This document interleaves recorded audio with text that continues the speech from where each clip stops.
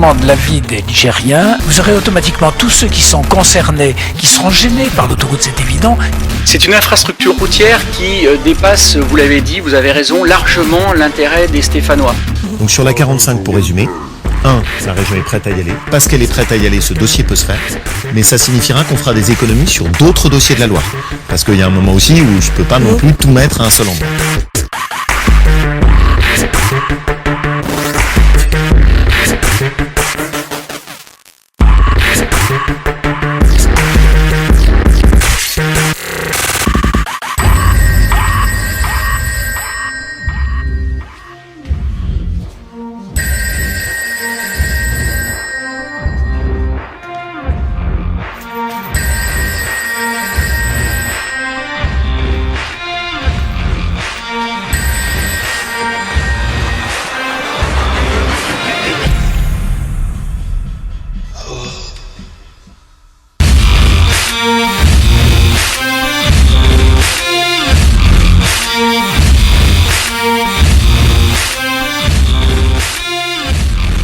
On a vécu avec la construction de la 89, on est bien en deçà des prévisions de fréquentation et surtout on est bien en deçà des fameuses entreprises qui doivent arriver.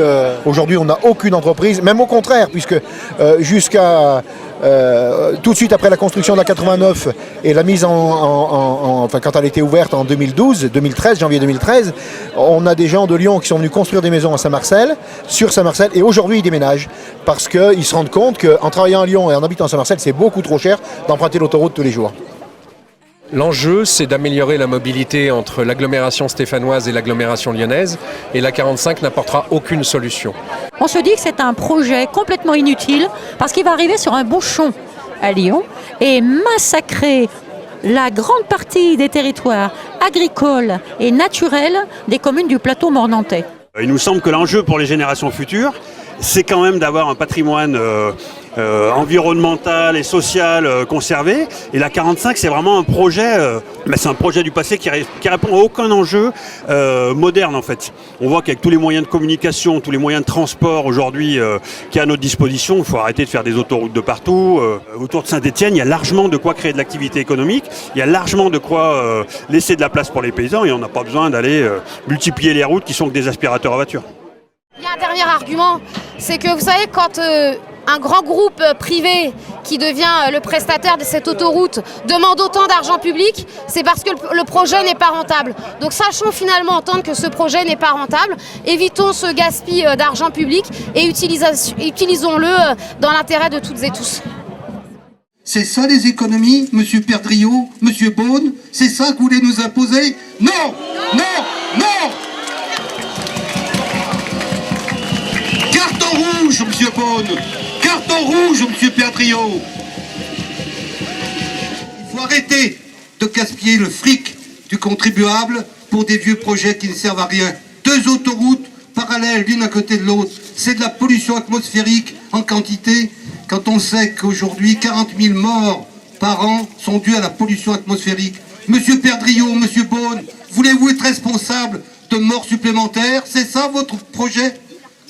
Il faut arrêter ça. Je crois que si nous n'arriverons pas à convaincre ceux qui dirigent aujourd'hui les affaires communales à Saint-Étienne ou départementales, ici dans ce bâtiment qui est juste à côté de la commune de Saint-Étienne, c'est dans celle-ci.